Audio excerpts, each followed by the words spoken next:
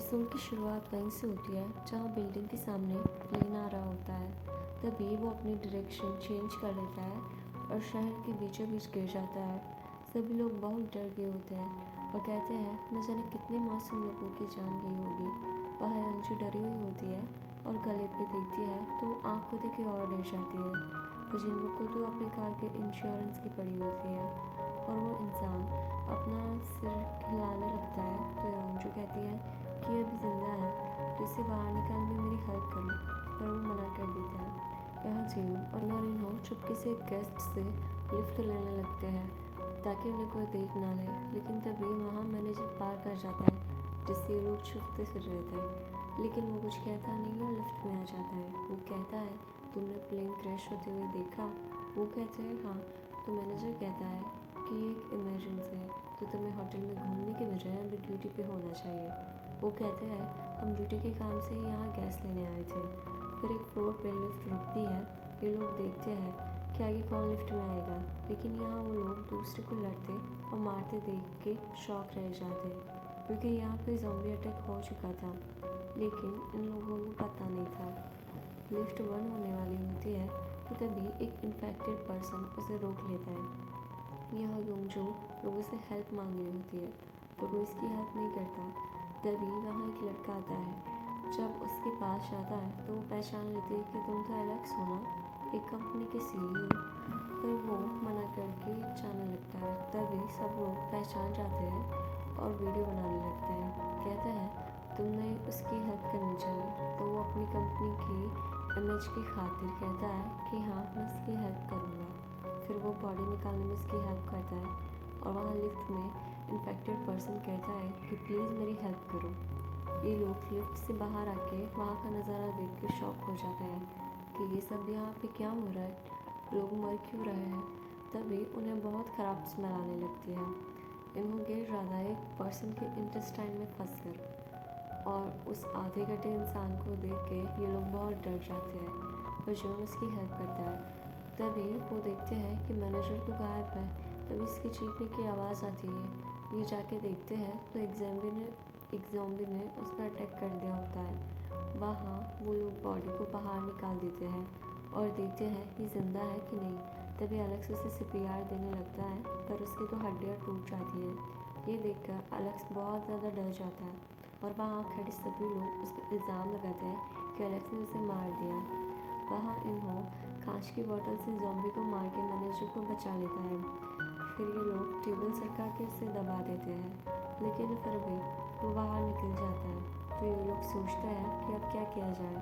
तभी इन्हों जेल से लेटर मांग के उसमें आग लगा के उसे स्ट्रॉन्ग अल्कोहल देना बोलता है। जीवन अल्कोहल लेने जाता है लेकिन ज़ॉम्बी उसके पास आने लगता है। जीवन अल्कोहल की बोतल नानी की तरफ से फेंकता है और वो उसे कपड़े में डाल के ज़ॉम्बी को आग लगा देती है। योंगजू चिनूक से कहती है कि जल्दी से बाहर निकलो, पर वो नीचे देखती है तो वहाँ से चली जाती है। एलेक्स पास जाता है तो देखता है कि उसने डर की वजह से पैंट में ही सुसु कर दी थी। तभी एक ट्रक उनकी तरफ आती है तो वो एलेक्स चिनूक को बोलता है कि जल्दी से बाहर निकलो, लेकिन वो उनकी बात नहीं सुनता। फिर वो फ्रंट मिरर से ट्रक को पास आते देखता है, जल्दी से बाहर निकल जाता है। वो ट्रक उसकी कार को टक्कर मार देते हैं। ये सब सोल्जर न्यूज़ में देख रहे होते हैं और उन्हें टेंशन हो जाती है। फिर उन्हें ऊपर बुलाते हैं तब पता चलता है कि इसे नेशनल इमरजेंसी डिक्लेयर कर दिया है और मार्शल लॉ भी लागू कर दिया है। मैनेजर आके आग बुझाने पानी चालू कर देता है और हर जगह कॉल करता है। फिर पता चलता है कि कोई भी जिंदा नहीं बचा। ये सुन के वो बहुत दुखी हो जाता है और उन दोनों को सेफ सीढ़ियों का रास्ता बताता है। वो दोनों उसे अपने साथ चलने बोलते हैं, लेकिन वो कहता है कि मैं यहाँ का मैनेजर हूँ, इसलिए मुझे यहाँ सब संभालने यहाँ रुकना पड़ेगा, तुम दोनों जाओ। ये कह के वो ये जाने लगते हैं तो ज़ॉम्बी उसके पीछे जाने लगते हैं। योंगजू चिनूक से कहती है कि आ जाओ यहाँ, लेकिन चिनूक को तो अपनी कार की पड़ी होती है।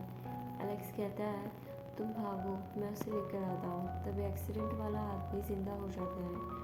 चिनूक के पीछे जाने लगता है तो वो वहाँ से भागने लगता है। एलेक्स योंगजू से कहता है कि तुम भी ऐसे जाओ और जैसे ही उस पर पीछे एक ज़ॉम्बी लगता है तो फिर वो भी वहाँ से भाग जाती है।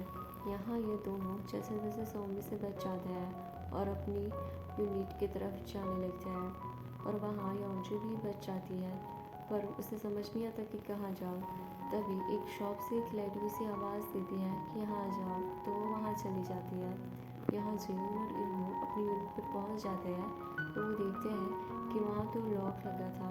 तो जिन कहता है कि अब हमें दूसरी तरफ से जाना होगा, चलो चलते हैं।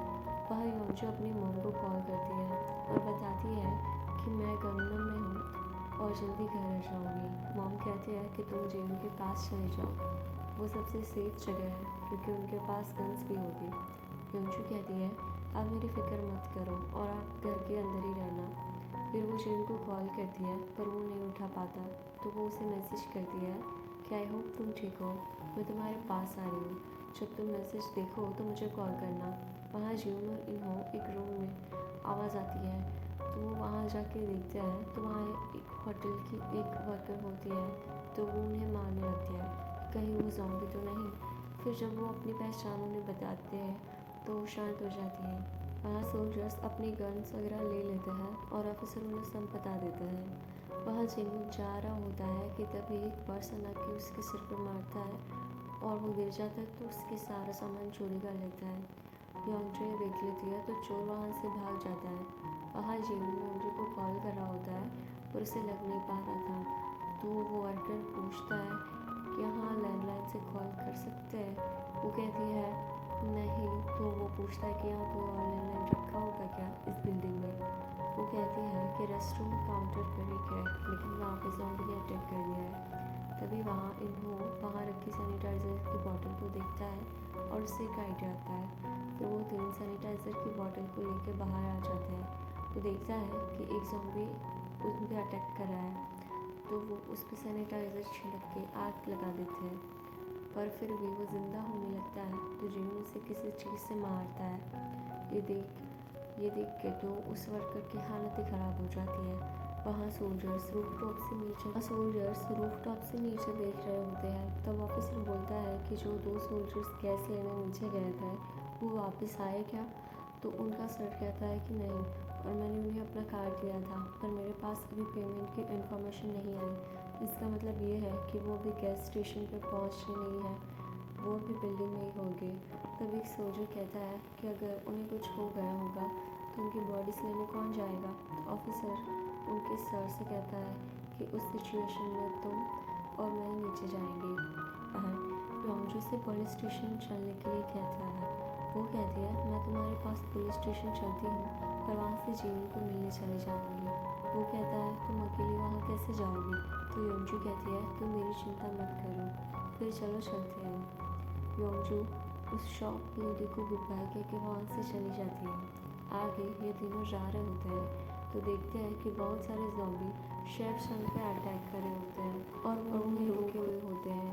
वो तीनों उनकी हेल्प करने लगते हैं। वो ग्लास के डोर्स टूटने लगते हैं। वो सब डरे हुए होते हैं कि एपिसोड यहीं पे एंड हो जाता है।